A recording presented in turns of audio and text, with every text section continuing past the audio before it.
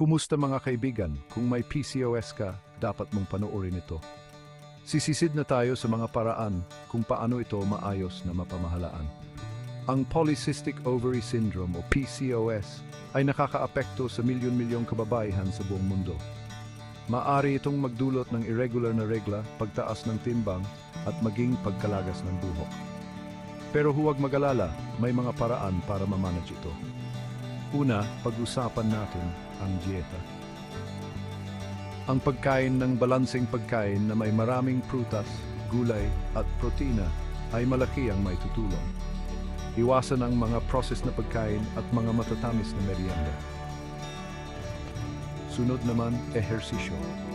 Ang regular na pag-ehersisyo ay nakakatulong para ma-regulate ang iyong hormones at mapaganda ang insulin sensitivity. Kahit 30 minutong paglalakad araw-araw ay may malaking epekto na. Huwag ding kalimutan ang stress management.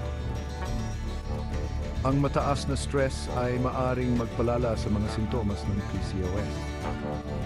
Subukan ang yoga, meditation o ang simpleng paglalaan ng oras para sa iyong sarili para makapag-relax.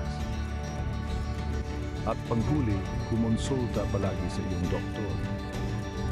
Maaring magmungkahi sila ng mga gamot o treatment na akma sa iyong pangangailangan. Break time point 5. Tandaan, hindi ka nag-iisa sa paglalakbay na ito. Sa pamamagitan ng tamang hakbang, mapapamahalaan mo ang PCOS at mamuhay ng malusog at masayang buhay.